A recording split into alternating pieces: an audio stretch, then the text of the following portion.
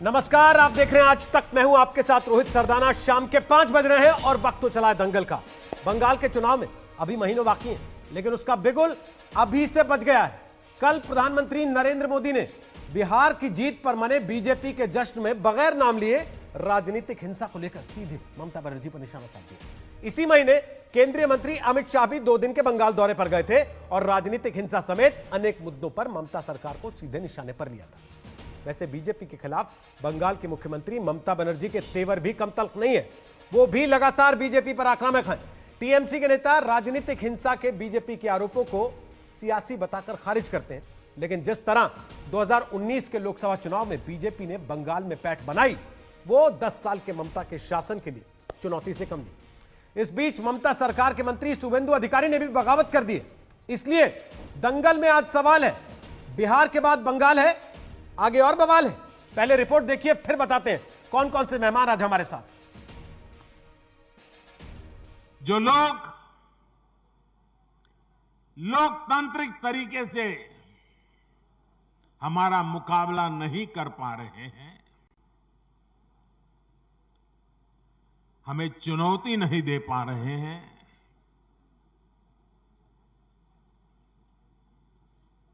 ऐसे कुछ लोगों ने रास्ता अपनाया है भारत के कार्यकर्ताओं की हत्या करने का। देश के कुछ हिस्सों में उनको लगता है कि भारतीय जनता पार्टी के कार्यकर्ताओं को मौत के घाट उतार करके वे अपने मंसूबे पूरे कर लेंगे। मैं उन सब से आग्रहपूर्वक समझाने का प्रयास भी करता हूं। मुझे चेतावनी देने की जरूरत नहीं है, क्योंकि वो काम जनता जनार्दन करेगी। भारत माता की। मौका बिहार की जीत की खुशियां मनाने का था, लेकिन प्रधानमंत्री नरेंद्र मोदी का निशाना बंगाल की ओर था। प्रधानमंत्री मोदी ने नाम भले नहीं लिया, लेकिन संदेश साफ था, क्योंकि बंगाल में बीजेपी के लिए राजनीतिक हिंसा सबसे बड़ा मुद्दा है। मौत का खेल खेल करके कोई मत नहीं पा सकता है, ये जरा दीवार पर लिखे हुए शब्द पढ़ लेना। बंगाल में राजनीतिक हिंसा को लेकर बीजेपी इतनी आक्रामक क्यों है, इसे वहां से आई ताजा खबर से समझ सकते हैं। अलीपुरद्वार में बंगाल बीजेपी के चीफ दिलीप घोष के काफिले पर हमला हुआ। इस हमले में तो सिर्फ कारें क्षतिग्रस्त हुई, लेकिन इसी साल वहां बीजेपी और टीएमसी दोनों ओर के कार्यकर्ताओं की जान गई है। वैसे जब प्रधानमंत्री मोदी समेत पूरी बीजेपी राजनीतिक हिंसा पर ममता सरकार को घेर रही है, तो टीएमसी आरोपों को सिरे से खारिज करती है। तृणमूल कांग्रेस राजनीतिक हिंसा में विश्वास नहीं रखते हैं, ना हम राजनीतिक हिंसा करते हैं। अगर कहीं ऐसा घटना होता है तो हम उसको निंदा करते हैं। हम प्रशासनिक ओर से और सांगठनिक तरीका से उसको मुकाबला करते हैं। लेकिन बीजेपी लाश का तलाश में है। कहीं भी कोई आदमी प्रेम में व्यर्थ होके खुदकुशी करते हैं तो वो बोलते हैं वो भी बीजेपी का खेल।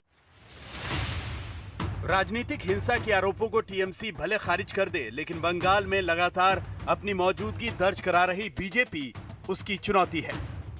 ऐसे में एक और ममता सरकार ने जहां 16,500 टीचर भर्ती की प्रक्रिया शुरू की है, तो महंगाई जैसे मुद्दों पर प्रधानमंत्री मोदी को चिट्ठी लिखकर केंद्र सरकार को घेरने की कोशिश की है। हालांकि अगले साल के विधानसभा चुनाव से पहले सिर्फ आक्रामक बीजेपी ही दीदी की चुनौती नहीं, बल्कि उसके मंत्री शुभेंदु अधिकारी ने भी बगावत करके परेशानी बढ़ा दी है।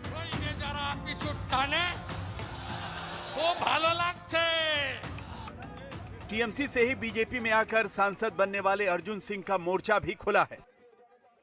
ममता के जिंदाबाद शुद्ध ममता बनर्जी बोले ना, बाद बाकी सबाई बोले। क्या ममता बनर्जी भारतवर्ष को पसंद करें ना, उन्हें पाकिस्तान को पसंद करें। इसी महीने की शुरुआत में केंद्रीय मंत्री अमित शाह ने बंगाल का दौरा किया था। उससे पहले बीजेपी अध्यक्ष जेपी नड्डा बंगाल आए थे। जाहिर तौर पर बिहार के बाद बंगाल के मिशन पर बीजेपी मुस्तैद है और टीएमसी के लिए 10 साल से अपना किला बचाए रखने की अग्नि परीक्षा है। कोलकाता से इंद्रजीत कुंडू के साथ आज तक ब्यूरो। और आपको बता दें कि दंगल में आज हमारे साथ शाहनवाज हुसैन है, वो बीजेपी के प्रवक्ता हैं। हमारे साथ सुरेंद्र राजपूत होंगे, वो कांग्रेस पार्टी के प्रवक्ता हैं। हमारे साथ मनोजीत मंडल हैं, वो राजनीतिक विश्लेषक हैं और तृणमूल कांग्रेस के समर्थक कहे जाते हैं। और हमारे साथ संगीत रागी जुड़ेंगे, जो दिल्ली यूनिवर्सिटी में पॉलिटिकल साइंस पढ़ाते हैं और राष्ट्रीय स्वयंसेवक संघ के जानकार कहे जाते हैं। आप सबका स्वागत है दंगल में। सबसे पहले शाहनवाज हुसैन साहब, अभी तो लोग बिहार का हिसाब नहीं लगा पाए, आपने बंगाल की तैयारी शुरू कर दी। नहीं, बंगाल में हमारी लड़ाई बहुत पहले से चल रही है। बंगाल में पंचायत के चुनाव हुए तो पंचायत के जीते हुए लोगों को हमें लाकर झारखंड में रखना पड़ा। बंगाल में कोई व्यक्ति राजनीति करे उसकी ज़िंदगी दांव पे लग जाती है।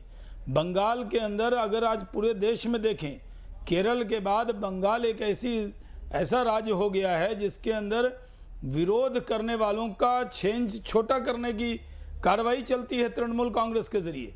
तृणमूल कांग्रेस के गुंडे, तृणमूल कांग्रेस के वर्कर, तृणमूल कांग्रेस के साथ मिली हुई पुलिस मिलकर योजनाबद्ध तरीके से वोटर लिस्ट लेकर भारतीय जनता पार्टी का जिसने झंडा लगाया उसके माथे पर मौत लिखने की योजना बनाने लगते हैं। राजनीति में हम लोग भी बहुत जगह सत्ता में हैं और बहुत सारी पार्टियां विपक्ष में हैं, लेकिन इस तरह की राजनीति न बिहार में होती है, न उत्तर प्रदेश में होती है, न कहीं नॉर्थ के किसी राज्य में है। लेकिन पश्चिम बंगाल में ममता बनर्जी ये समझती हैं कि वो भारतीय जनता पार्टी के कार्यकर्ताओं को डरा देंगी, तो वो हम डरने वाले नहीं हैं। हमारे सैकड़ों कार्यकर्ताओं को मारकर टांग दिया गया है। हमारे सैकड़ों कार्यकर्ता ने अपनी प्राण की आहुति दे दी है, शहादत का जाम पी लिया है। बंगाल की लड़ाई रोहित जी एकदम अलग तरीके से है। मैं बंगाल बहुत जाता रहा हूँ, मैं किशनगंज में बंगाल के बॉर्डर पर वो देखा, बहुत शांति प्रिय इलाका था। जो काम कम्युनिस्ट पार्टी के लोग नहीं करते थे उससे ज्यादा बुरा काम जितने कम्युनिस्ट पार्टी के टाइम में जो गुंडा तत्व थे वो तृणमूल कांग्रेस में चले गए। और उसके बाद ममता बनर्जी की यहाँ बैठकर योजना बनती है, उनके मंत्री, उनके पुलिस के कमिश्नर बैठकर योजना बनाते हैं। जब प्रधानमंत्री की सभा होती है उसको डिस्टर्ब करना, अमित शाह जी की सभा को डिस्टर्ब करना, राजनीति इस तरह की होती है। एक अभी आपने स्वागत राय को सुना, उन्होंने कहा ट्रेन में चलती में भी कोई मर जाता है तो ये अपनी मुहर लगा देते हैं उस पर बीजेपी वाले कि नहीं नहीं ये तो हमारा आदमी था। बाद में उसके परिवार वाले भले ही कह दें कि नहीं हमारा तो कोई लेना देना नहीं बीजेपी से, आरएसएस से, लेकिन आप लोग ममता सरकार को घेरने के लिए उसे अपना आदमी बता देते हैं। पहला। दूसरा, जो आप आरोप टीएमसी पर लगा रहे हैं, टीएमसी वही आरोप आप पर लगाती है कि जिन वामपंथियों को आप गाली देते हैं इस समय वही वामपंथी काडर बीजेपी में आकर टीएमसी के खिलाफ गुंडागर्दी कर रहा है, उस पर क्या कहिएगा? नहीं, मैंने तो आपको पहले ही कहा रोहित जी, बिहार के बाद मैं बंगाल को बहुत अच्छे से समझता हूँ, बहुत जाता रहा हूँ। मैं जब युवा मोर्चा में था तब से पश्चिम बंगाल जाता आता रहा हूँ। भागलपुर हो या किशनगंज बंगाल के बॉर्डर पे ही आता है और बंगाल के लोग भी मुझे अच्छे से जानते हैं। टीएमसी के नेताओं को भी मालूम है ये बात कि जब ममता जी हमारे साथ थी तो वो हमारे साथ ही कैंपेन के लिए जाती थी और पूरे नॉर्थ बंगाल में तब हम साथ में थे। हम अच्छे से जानते हैं वो क्या कर रहे हैं। मैं आपको बता दूं, ये सिर्फ जवाब थोथा तर्क है जो वो लोग हमें दे रहे हैं। आप ये बताइए, पंचायत के चुनाव में आपने कई प्रोग्राम उस पर किए थे, पंचायत के चुनाव में हमारे कितने वर्कर की हत्या हुई, उसके बाद क्या हाल हुआ? लोकसभा के चुनाव में ये लोग क्या दावा करते थे? जनता इनके बहुत खिलाफ है।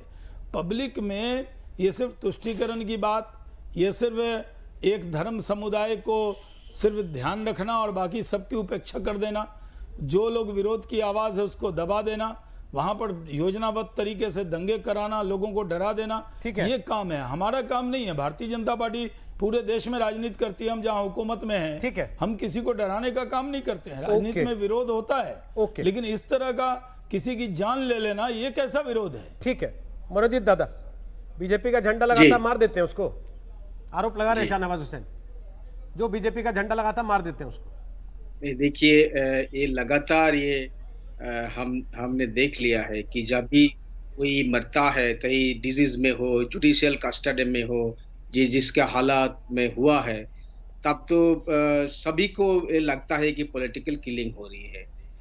पिछले साल मुर्शिदाबाद में एक घटना घटी थी जहां के एक फैमिली का 2 मेंबर का मौत हो गए थे। वो इन लोगों को लगा था कि आरएसएस के लोग हैं, पर्सनल मामला लगा। एक एमएलए का मौत हो गया नॉर्थ बंगाल में, देवेंद्रनाथ राय, उनको लगा था कि ये और सुसाइड किया था, उनके पास सुसाइड नोट भी बरामद था।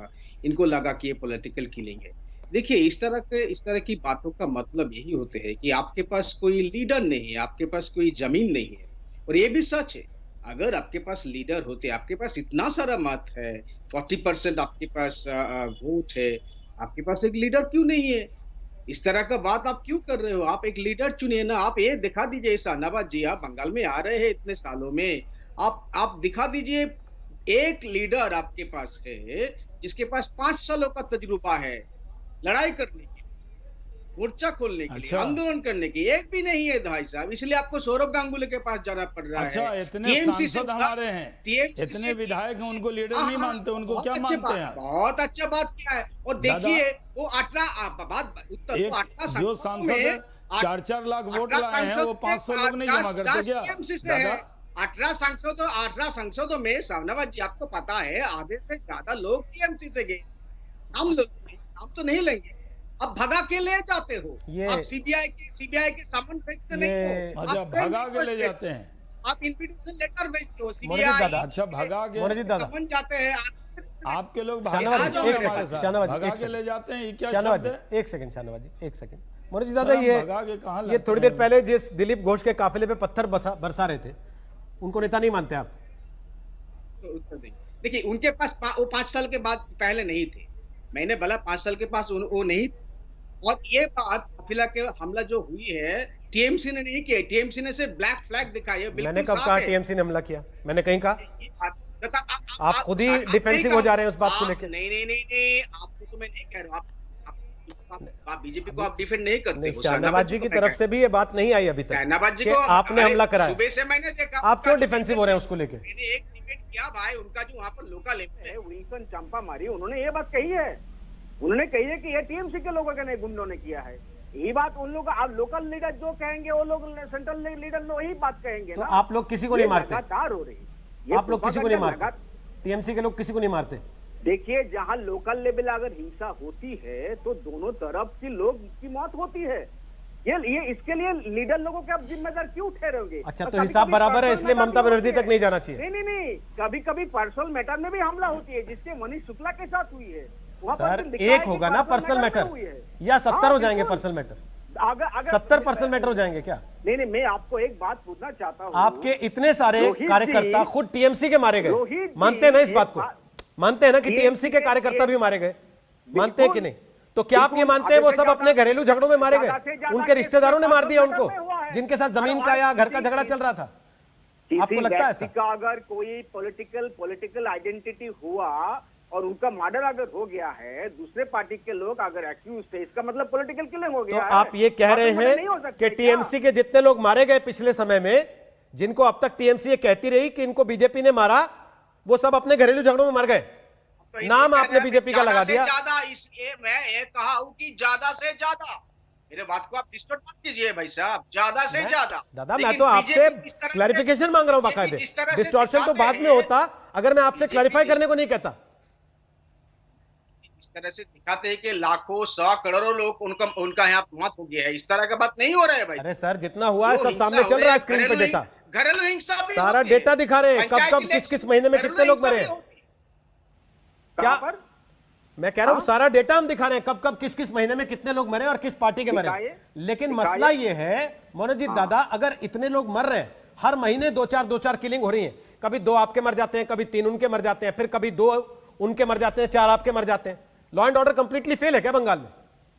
नहीं, देखिए, अगर लोकल लेवल पे दोनों पार्टी के अगर झगड़ा होते हैं, ये जहाँ बंगाल में होते हैं, लेकिन बहुत कम हो गए हैं अभी।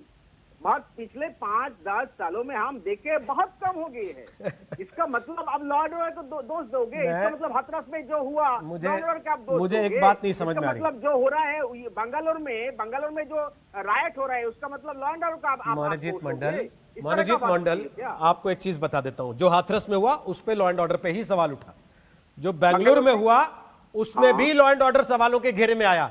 लेकिन जो बंगाल में हो रहा है सर, 2018 में 12 लोग मर गए, 2019 में 12 लोग मर गए, 2020 में जून से लेकर 3 अक्टूबर के बीच में 12 लोग मर गए। सुरेंद्र राजपूत, क्या यह सामान्य बात है? यह नॉर्मल है? या बंगाल है इसलिए रोहित इसको भाई- समझ लेना चाहिए कि हाँ ठीक है भाई, यहां तो इतिहास है, तो मरते हैं लोग, राजनीति करनी है तो मरने के लिए तैयार रहे। नहीं, बिल्कुल नहीं। देखिए रोहित भाई, पॉलिटिकल हो चाहे व्यक्तिगत हो, एक भी हत्या सरकार के माथे के ऊपर कलंक होती है, चाहे वो भाजपा शासन में हो, चाहे वो ममता शासन में हो, चाहे कांग्रेस शासन में। इसमें कहीं कोई भी इस पर लेकर के कोई वो नहीं करना चाहिए, विवाद नहीं करना चाहिए। लेकिन आप 2-3 बातों को देखिए। हिंसा का जवाब क्या हिंसा है? गांधी ने कहा था अगर आप एक आंख के बदले आंख लेंगे तो पूरी दुनिया अंधी हो जाएगी। आप कोई भी शख्स अभी तक दिलीप घोष के उस बयान पर नहीं आया है जिसमें उन्होंने कहा है कि ममता दीदी आपके कार्यकर्ताओं की हम टांगे तोड़ देंगे, सर काट देंगे, कब्र में पहुंचा देंगे। ये कौन सी भाषा है? ये भाषा क्या ममता के किसी आदमी की है, या ये भाषा भारतीय जनता पार्टी के प्रदेश अध्यक्ष की है? क्या उस पर जवाब नहीं देना चाहिए भारतीय जनता पार्टी को? क्या दिलीप घोष को तत्काल प्रभाव से पद से नहीं हटा देना चाहिए? आप अगर कोई आदमी हिंसा को बढ़ावा देगा और उसके खिलाफ कहीं प्रत्युत्तर में हिंसा होगी तो उसके प्रत्युत्तर की हिंसा को तो डिबेट का विषय बनाया जाएगा। लेकिन जो हिंसक भीड़ को उकसा रहा है दिलीप घोष नाम का वो जो मैं तो राष्ट्रद्रोही कहूंगा उस शख्स को, भारतीय जनता पार्टी का प्रदेश अध्यक्ष, क्या वो राष्ट्रीय अध्यक्ष बनने की परिपाटी में आगे चलने की कोशिश कर रहा है? आपको ये देखना होगा कि हिंसा को भड़काने वाले तत्वों को चिन्हित करें, और राज्य सरकार का लॉ एंड ऑर्डर विषय है, उसमें ममता बनर्जी उस पर कठोर कार्रवाई करें। लेकिन भारतीय जनता पार्टी के किसी भी कार्यकर्ता के ऊपर अगर कठोर कार्रवाई होगी तो उसके बाद आप देखिए वो फिर से प्रतिहिंसा पर आएंगे। किसी भी आदमी ने, तो आपको लगता है ममता बनर्जी डरती है बीजेपी से? दिलीप घोष के उस बयान की आपको लगता मजम्मत है नहीं की। ममता बनर्जी डरती है बीजेपी से, इसलिए कार्रवाई नहीं कर रही है? मैं सुन नहीं पाया। मैं पूछ रहा हूं आपको क्या लगता है, ममता बनर्जी डरती है बीजेपी से इसलिए कार्रवाई नहीं कर रही दिलीप घोष के बयान पर? अब ये बात तो ममता बनर्जी को देखनी होगी और वहां की सरकार को देखनी होगी। लेकिन ये बहुत ज्यादा चिंता का विषय है कि भारतीय जनता पार्टी का प्रदेश अध्यक्ष पूरे बंगाल में हिंसा को उकसावा दे रहा है, हिंसा को बढ़ावा दे रहा है, और भारतीय जनता पार्टी जो अभी तक ये कह रही कि हम अहिंसक हैं, उसको वहां पर प्रदेश अध्यक्ष बनाए हुए हैं, कल क्या राष्ट्रीय अध्यक्ष बनाकर क्या आपने सवाल उठा दिया, नहीं तो 2-4 मिनट में मैं ये सवाल उठा देता शाहनवाज हुसैन से, और आपको वादा कर रहा हूं आपकी बात का जवाब भी ले लूंगा। लेकिन क्योंकि दिलीप घोष का अभी ये बयान चर्चा में आया है पिछले 3 दिन से, उसके पहले की सारी बातें माफ है? नहीं, टीएमसी की तरफ से कोई हिंसा नहीं है? जो पंचायत के चुनाव में हुआ, लेफ्ट के काडर ने, लोगों ने भाग भाग के झारखंड में दूसरी पार्टियों के दफ्तरों में छुप के जान बचाई। कहना पड़ा अदालत को कि भैया ये क्या कर रहे हो, व्हाट्सएप पे नामांकन दाखिल करने पड़ रहे हैं लोगों को कि मार ना दे कोई आके क्योंकि चुनाव लड़ना चाहता है। तो ये पाक साफ है ये लोग क्या सब? ना, बिल्कुल नहीं पाक साफ है। मैं आपसे बहुत जिम्मेवार ने तो पहले ममता बनर्जी की सरकार को कटघरे में खड़ा किया। रोहित, मैं जिम्मेवारी से कह रहा हूं कि एक भी हत्या होती है, चाहे वो भाजपा की हो, कांग्रेस की हो, तृणमूल की हो या लेफ्ट की हो, वहां की सरकार जिम्मेवार है और पूरी तरीके से लॉ एंड ऑर्डर के ऊपर राज्य सरकार को जवाब देना होगा, वो किसी की भी हो। मैं आपको जिम्मेवारी से कहता हूं कि जिस तरीके से बॉर्डर का बीजेपी वाले सड़क पे उतरते हैं, बॉर्डर की जो घुसपैठ है, तो आप लोग कहते हैं कि ये अपना जनाधार वहां बढ़ाना चाहते हैं इसलिए आक्रामक हो रहे हैं और एग्रेसिव हो रहे हैं, तो ये लड़ाई हो रही है। आपके यहां स्टेट यूनिट कुछ और कहती है, वो ममता बनर्जी से लड़ना चाहती है, लेकिन सेंट्रल यूनिट उनके साथ दिखाई देती है। फिर नहीं, हम अधीर रंजन चौधरी लोकसभा के नेता होते हैं तो ममता के लिए उनकी आवाज कुछ और होती है, लेकिन अधीर रंजन चौधरी से बंगाल की बात कर लीजिए तो उनकी ममता के लिए आवाज कुछ और होती है। ये डबल स्पीक क्यों है कांग्रेस? जवाब दे दूं रोहित भाई, मैं बहुत अच्छी बात आपने पूछी।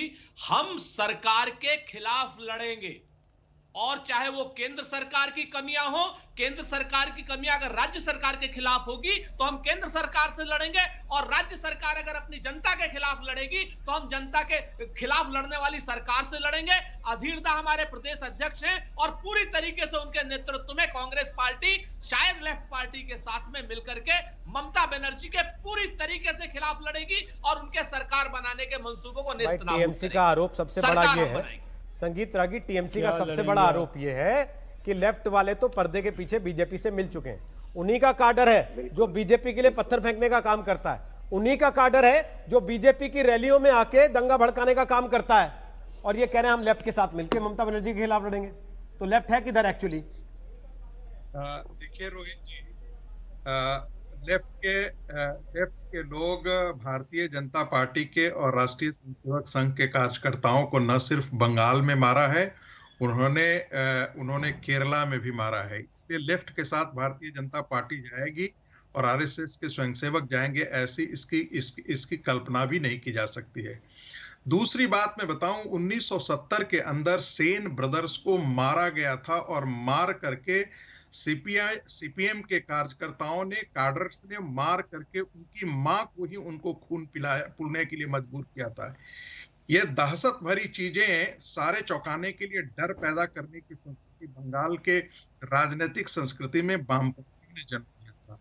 दुर्भाग्य है कि सुश्री ममता बनर्जी जो पश्चिम बंगाल की इस राजनीतिक हत्याओं की संस्कृति के खिलाफ खड़ी हुई थी, आज उन्हीं लेफ्ट के काडर्स को अपनी पार्टी में उन्होंने मिलाया और उसी राजनीतिक संस्कृति को आगे खड़ा किया है। और उसमें कांग्रेस के भी कार्यकर्ता मारे गए हैं, आज सीपीएम के भी कार्यकर्ता मारे जा रहे हैं। लेकिन सबसे ज्यादा पिछले 2014 के बाद और खास करके 2019 के चुनावों के पश्चात, जब उनको लगा कि बंगाल के अंदर जो लड़ाई है वो भारतीय जनता पार्टी के साथ अब सीधी लड़ाई हो गई है, तो उन्होंने एक एक करके, गिन गिन करके, चुन चुन करके उन लोगों की हत्या करना शुरू कर दी जो भारतीय जनता पार्टी या राष्ट्रीय स्वयंसेवक संघ से संबद्ध थे। एक और बात आपको बता दूं कि वहां पर जो मारने की जो शैली है वो इतनी निर्मम है, इतनी डरावना है, इतनी विभत्स है, जिसका आप अंदाजा नहीं लगा सकते हैं। किसी को गले रेत करके, किसी को इतना उत्पीड़ित करके उनके पेड़ पर लटका देने, इस प्रकार के हत्या की संस्कृति जो है वो वामपंथियों में देखी जाती है या रेडिकल इस्लामिस्ट के अंदर देखी जाती है। ये दोनों तत्व आज के दिन में ममता बनर्जी के साथ खड़े हैं और इसीलिए जो हत्या का जो नृशंस नाच है और हत्या की जो शैली है वो इतनी अमानवीय है कि भारत की सनातन संस्कृति में इस प्रकार की चीजें, इस प्रकार का विध्वंस, इस प्रकार की हत्या की चीजें सोचना भी असंभव है। ओके मनोजीत मंडल बोलिए, फिर शाहनवाज जी आपके पास आ रहा हूं। बोलिए मनोजीत मंडल। नहीं, देखिए हिंसा की बात कौन कहते हैं, ये लेफ्ट है किधर? पहले मैं दो सवाल पूछ रहा हूँ छोटे छोटे, दादा दो सवाल पूछ रहा हूँ छोटे छोटे। एक, ये बीजेपी को 125 सीट आ गई चुनाव में इसलिए मारे जा रहे हैं, और दो, ये लेफ्ट है किधर? क्योंकि ये संगीत रागी कह रहे हैं कि लेफ्ट वाले तो टीएमसी में घुस गए हैं, टीएमसी कहती है लेफ्ट वाले तो बीजेपी में घुस गए हैं, कांग्रेस के नेता कह रहे हैं लेफ्ट वाले तो हमारे साथ मिलकर चुनाव लड़ेंगे। देखिए ये सब जानते हैं लेफ्ट किधर है। 22% वोट जब उनको मिला है, ज्यादा वोट पार्लियामेंट्री इलेक्शन में, वो लेफ्ट का वोट था कि 22% वोट लेफ्ट का घटी थी 2019 पार्लियामेंट्री इलेक्शन में। मैं एक नाम लेता हूँ, खगेन मुर्मू, वो उनके चुने हुए सांसद है बीजेपी के, वो कहाँ पर थे भाई साहब? वो लेफ्ट के थे। और जो लोग जो अभी सुसाइड किया है, देवेंद्रनाथ रॉय, वो भी लेफ्ट के थे। वो ये सब तो कुछ पता नहीं है। तो हम 2-3 सालों से देख रहा है, जो संदीप जी वो पढ़ाते हैं, मेरे दोस्त है, हम भी पढ़ाते हैं, एक ही बात करते हैं। अरे आपको ग्राउंड रियलिटी के बारे में कुछ पता था या तुम्हें 2 नाम लिया? इसी तरह कैडर भी लेफ्ट का जो गुंडे है ज्यादा से ज्यादा बीजेपी में आ गए, वोटर गुंडे सब एक साथ उनके पास आ गए। अभी तो कह रहे थे इनके सारे सांसद हमारी पार्टी से गए, अभी तो आप कह रहे थे इनके 18 सांसद हमारी पार्टी से गए जगह से। हाँ बिल्कुल बिल्कुल। अब आप कह रहे हैं कि सारे गुंडे इनकी पार्टी में गए, टीएमसी से भी किए हैं। उनका जो लीडर है वो टीएमसी के है, ज्यादा से ज्यादा लीडर टीएमसी है। अर्जुन सिंह, मुकुल राय, सौमित्र खां, ये तो टीएमसी से गए हैं। उनको भगा के ले गया, डरा के लेके गया है। उनको सीबीआई से लेटर जाते थे, वो सामान नहीं होते थे, इन्विटेशन लेटर होते, फ्रेंड रिक्वेस्ट, वो डर जाते थे। उसके बाद सब देखा, वो डर जाते थे, देखा है। और देखिए हिंसा के बाद लगातार स्टूडियो में आज बाहर कौन करते हैं? बाहर दिलीप घोष करते हैं, अर्जुन सिंह जी करते हैं, और अंदर ये सब लोग करते हैं। संदीप त्यागी जी, किस तरह से हिंसा का वर्णना किया गया, देखिए हम इस तरह का बात हम नहीं करेंगे। दादा हिंसा को हिंसा दादा सुनिए ना, दादा सुनिए, मुझे अच्छे से याद है, अभी कोई लेफ्ट के आदमी यहाँ बैठे होते, अभी कोई लेफ्ट के आदमी यहाँ बैठे होते, मनोजीत मंडल, आप उनको गिनती गिना देते पूरी कि लेफ्ट के राज में कितने लोगों की हत्याएं हुई और किस किस तरीके से हुई। तो ये मत कहिए कि आप वो नहीं बताते हैं।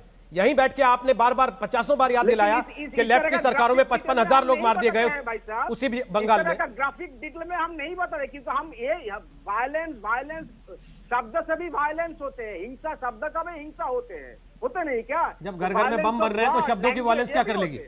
घर घर में बम बन रहे हैं कार्यकर्ताओं के अपने घर उड़ जा रहे हैं बम फटने से, बनाते हैं तो फिर घर घर के जो बम बनाते हैं गुंडे होते हैं, और स्टूडियो में जो बैठते हैं गुंडे नहीं होते हैं भाई साहब। ठीक है सर, स्टूडियो में जो शाहनवाज बैठते हैं, वो हुसैन, इंसान शाहनवाज होते हैं हुसैन, क्या? लेकिन पार्टी का राष्ट्रीय अध्यक्ष अगर उसके ऊपर ये आरोप लगे कि ये गुंडे की भाषा में बात कर रहा है, तब क्या कहिएगा? और पार्टी का प्रदेश अध्यक्ष, माफ कीजिए, दिलीप घोष, जिनका जिक्र सुरेंद्र राजपूत ने अभी किया। देखिए रोहित जी, हमारे कार्यकर्ता, बड़े मासूम कार्यकर्ता मारे गए, उनकी पूरी लिस्ट है, आप इतना समय मुझे नहीं देंगे, आप पढ़िए ना।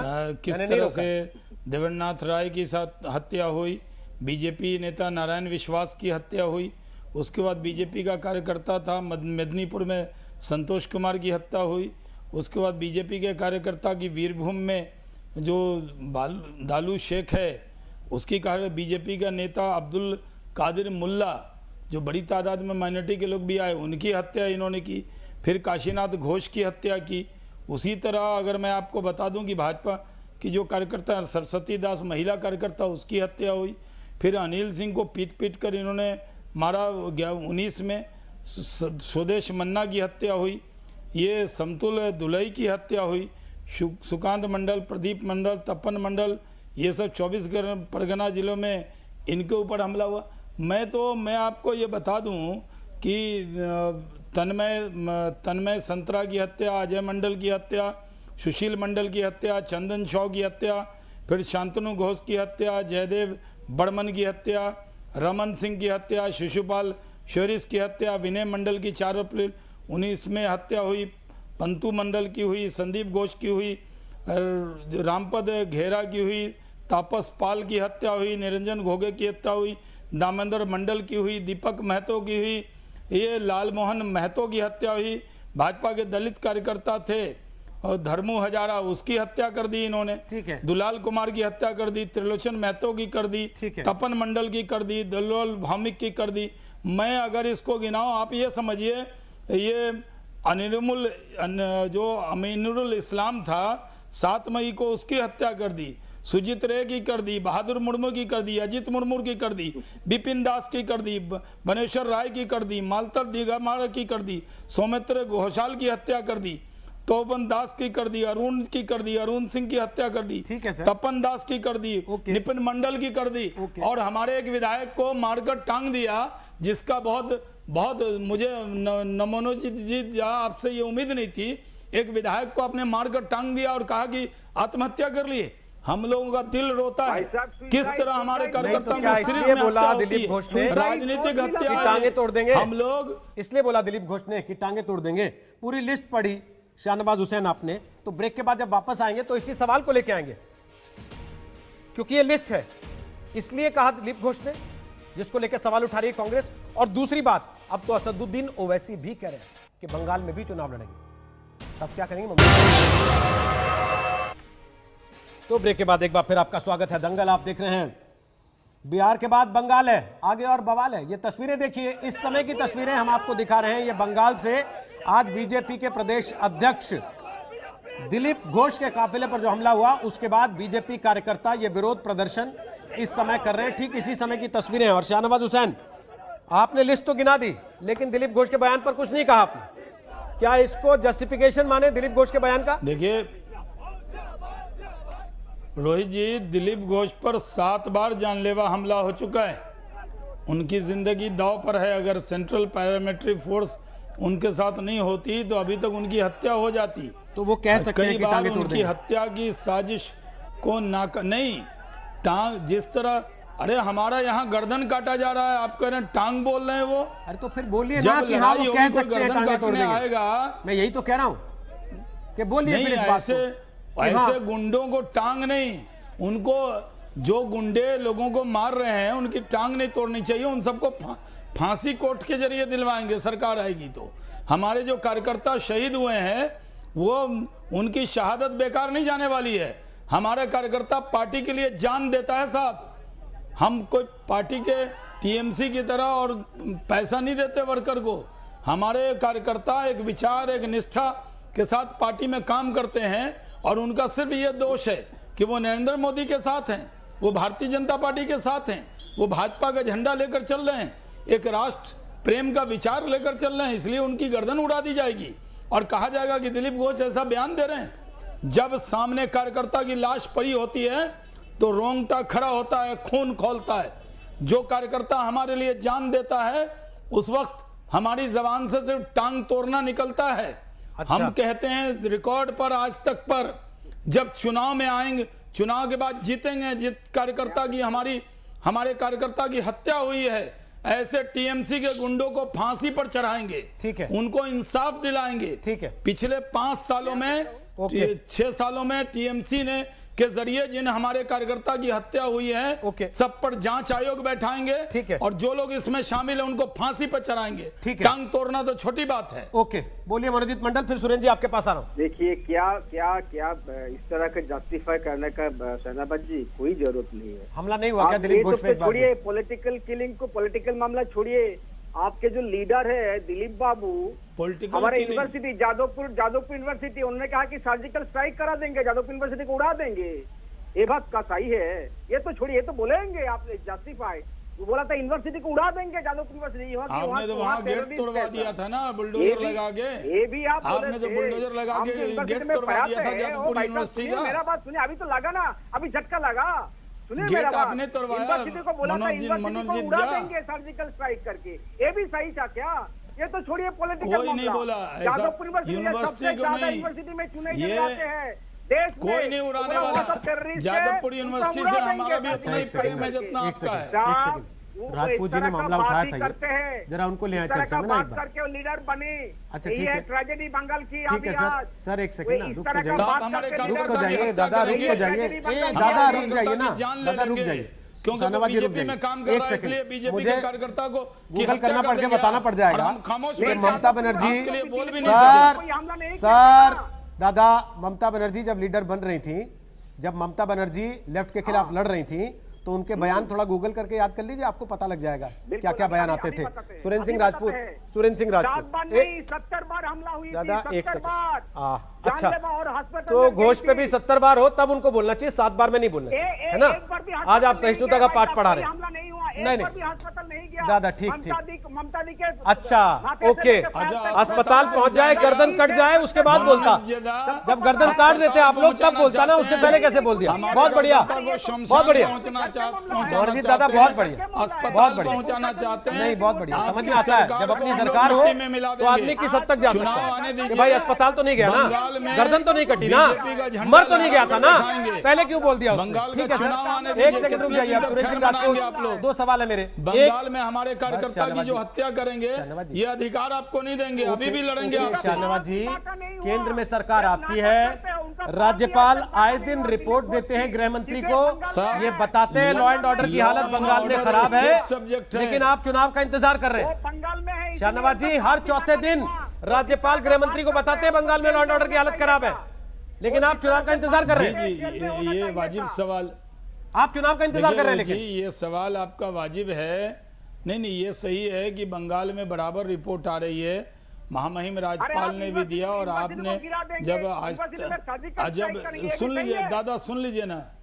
अरे दादा, रोहित जी के सवाल का जवाब दे रहे हैं, आप कहाँ बीच में बोल रहे हैं? सुन लीजिए दादा, संयम रखिए।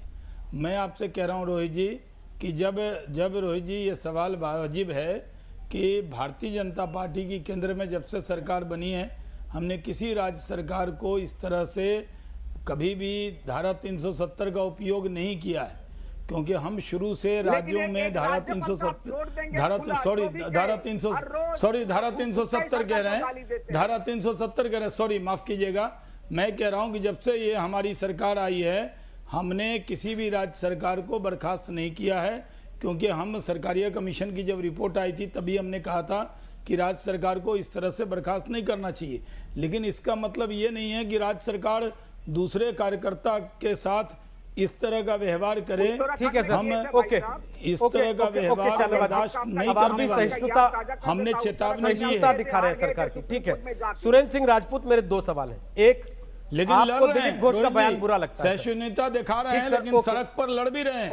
और ये कांग्रेस के नेता से एक लाइन पूछ लीजिए सुरेंद्र जी से, इनके वर्कर भी मारे जा रहे हैं और 2 शब्द नहीं बोल रहे हैं सुरेंद्र जी। पूछ लिया ना, वो बोल लेंगे अभी। क्या सोच रहे होंगे आपके वर्कर? मेरा सवाल है उनसे, मेरा सवाल ये है, राजपूत जी आपको बड़ा बुरा लगा जब दिलीप घोष ने कहा कि टांगे तोड़ देंगे अगर हमारे कार्यकर्ताओं के साथ ऐसा करेंगे तो। आपको बुरा नहीं लगा जब इमरान मसूद ने पीएम के लिए कहा कि बोटी बोटी काट देंगे? आपने उनको ओहदा दे दिया, बाकायदे सम्मान किया गया उनका, उनको पदाधिकारी बना दिया गया, और ऐसी फेहरिस्त है आपकी पार्टी में। आप ईमानदार आदमी है, मुझे लगता है ऐसा, और मुझे यकीन है आप, मुझे आपको नाम बताने की जरूरत नहीं, आपको याद पड़े होंगे कांग्रेस पार्टी के नेताओं के नाम। एक महिला छोड़ के चली गई दूसरी पार्टी में क्योंकि उसके साथ बदतमीजी करने वालों पर आपने कार्रवाई नहीं की थी, उनको बचा रहा था आपकी पार्टी का नेतृत्व। रोहित भाई, एक चीज बहुत साफ समझ लीजिए कि मौत का खेल खेलकर जो लोग भी सत्ता प्राप्त करना चाहते हैं वो आतंकवादी थे, वो आतंकवादी हैं और वो आतंकवादी रहेंगे। दिलीप घोष जैसे आदमी के बयान का बचाव करके भारतीय जनता पार्टी ने अपना आतंकी चेहरा सामने कर दिया है। और इमरान मसूद का बचाव करके आपने क्या दिखाया? शहनवाज भाई से 20 बार आपने पूछा शहनवाज हुसैन साहब से कि एक बार दिलीप घोष के इस बयान की जो है आप मजम्मत कर दीजिए, लेकिन उन्होंने आतंकवादी जैसे आदमी का साथ दिया जो सर्जिकल स्ट्राइक जादवपुर यूनिवर्सिटी में कराना उनसे तो चाहता मैंने है, पूछ लिया, अब आपसे पूछ रहा हूं सुरेंद्र जी, आप इमरान मसूद से भी डरते हैं क्या? इतने पार्टी के राष्ट्रीय प्रवक्ता हैं आप सुरेंद्र जी। कर रहे हैं दिलीप घोष चुने हुए विधायक हो गया, प्रदेश अध्यक्ष हैं, हो गया सुरेंद्र जी, हो गया, उस पर तो बाकायदे बात हो गई लंबी चौड़ी। हाफिज मसूद, हाफिज साहब कहने वाला ओसामा जी, ओसामा मसूद लादेन को ओसामा जी कहने वाले बोटी बोटी करने वाले आदमी को आपने पार्टी में ओहदा दिया कि नहीं दिया? आतंकी कर रहे हैं आप, बोटी बोटी करने वाले को आपने पार्टी में ओहदा दिया कि नहीं दिया? एक पार्टी के प्रदेश अध्यक्ष को ये आतंकी कह रहे हैं, ये अब देखिए आतंकियों के अब सुरेंद्र जी, अब आप नाजायज लाभ उठा रहे हैं कि आप चिल्ला रहे हैं और मैं नहीं चिल्ला रहा हूं। बटला हाउस एनकाउंटर शाहनवाज जी थोड़ा रुक आने वाले जाइए, शाहनवाज जी थोड़ा रुक हाफिज जाइए सईद प्लीज, को शाहनवाज हाफिज जी साहब कहने वाले, प्लीज, ओसामा बिन लादेन को ओसामा जी कहने वाले, एक बार मुझे सवाल करने दीजिए उनसे, बीच में बोलेंगे तो बात नहीं हो पाएगी। नहीं, पार्टी के प्रदेश अध्यक्ष को ठीक है, फिर करते रहिए, चले जाइए पाकिस्तान। अभी वहां ओवैसी आएंगे, फिर आप लोग रोते रहिएगा बैठ के कि ओवैसी आ गया इसलिए बीजेपी जीत गई। इनको आप कहिए है ना सुरेंद्र जी? क्यों कहेंगे सुरेंद्र सिंह राजपूत जी, अध्यक्ष को आतंकवादी कहेंगे? एक सेकंड सर रुक जाइए। इतना तो देखिए रोहित जी, आपने ऐतराज दर्ज कराया तो इमरान मसूद भी आतंकवादी हुआ ना सर? और आप लोग इमरान मसूद भी आतंकवादी हुआ ना? इमरान मसूद भी आतंकवादी हुआ ना सुरेंद्र जी? आपकी भाषा से जाऊं तो आहा, बहुत बढ़िया सर, शानदार सुरेंद्र जी, ये गलत बयानी है। ये देखिए बहुत बढ़िया, इस तरह की भाषा आप बोलेंगे? आय हाय सर, इसलिए उसने अच्छा किया था तो आपने उसको ओहदा दे दिया, उसको पदोन्नति दे दी, बहुत बढ़िया किया सर। नहीं सर, बहुत बढ़िया सर, बहुत बढ़िया। सुरेंद्र जी, अब मेरा सवाल ये है कि अभी आप लोग लड़ रहे हैं दिलीप घोष के बयान पर। प्लीज सर प्लीज, मैं संगीत जी के पास जा रहा हूँ। अब हो गया दोनों का, आपका मैं संगीत जी के पास जा रहा हूँ। संगीत रागी, अभी ये लोग लड़ रहे हैं इस बात पे कि दिलीप घोष ने ऐसा बोल दिया, दिलीप घोष ने वैसा बोल दिया। जब चुनाव आएगा वो वैसी चुनाव लड़ेंगे वहां, और बीजेपी बाई चांस अगर जैसे बिहार में हुआ कुछ सीटें ज्यादा जीत गई तो ये कहेंगे ओवैसी आ गया था इसलिए हम लोग हार गए।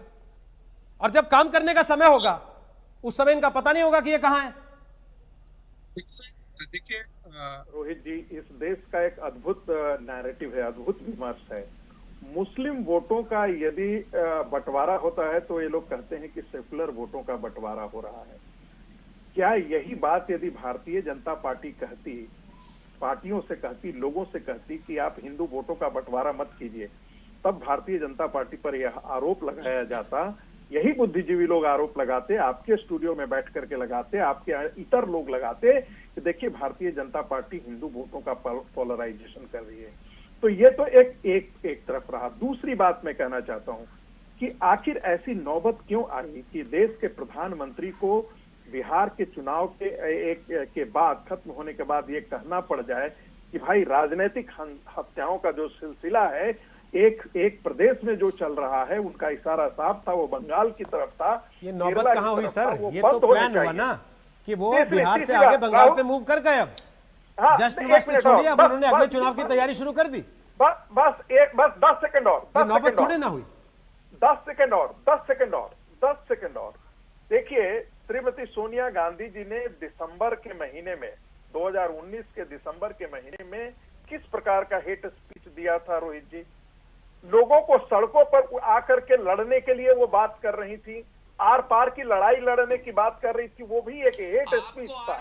जिसके कारण जो है श्रीमती सोनिया गांधी जी ने ये हेट स्पीच दिया, राहुल गांधी जी ने हेट स्पीच दिया, श्रीमती प्रियंका गांधी वाड्रा ने हेट स्पीच दिया, जिसके कारण सारे जितने रेडिकल इस्लामिस्ट थे उनको सड़कों पर उतार करके दिल्ली को दंगों की भेंट चढ़ा दी गई। इससे बड़ा क्या हो सकता है? और उसके बारे में चुप्पी लोग साध लेते हैं। चलिए सर, जो हमने आज कार्यक्रम का नाम दिया था वो ये था कि बिहार के बाद बंगाल है, आगे और बवाल है। और ये जो बहस हुई इससे आपको एक संकेत मिल गया होगा कि आने वाले दिन राजनीतिक तौर पर बंगाल के लिए कैसे होने वाले हैं। टीवी की बहस तक तो ठीक है, लेकिन अगर सड़कों पर खून खराबा होगा वो लोकतंत्र के लिए कोई बहुत अच्छा संकेत नहीं है। तो ब्रेक के बाद एक बार फिर आपका स्वागत है। दंगल के आखिरी पड़ाव पर आपको केवल इतना बताते चलें कि दंगल आप अपने मोबाइल फोन पर भी देख सकते हैं। डाउनलोड कर लीजिए हमारा मोबाइल ऐप या फिर विजिट कीजिए हमारी वेबसाइट आजतक.in। ठीक 6 बजे हल्ला बोल होगा। आप देख रहिए आज तक।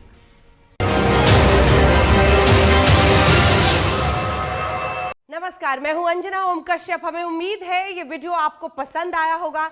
लेटेस्ट खबरों के लिए यूं ही देखते रहिए आज तक, और इस वीडियो के पसंद आने पर लाइक, शेयर एंड सब्सक्राइब करना ना भूलें।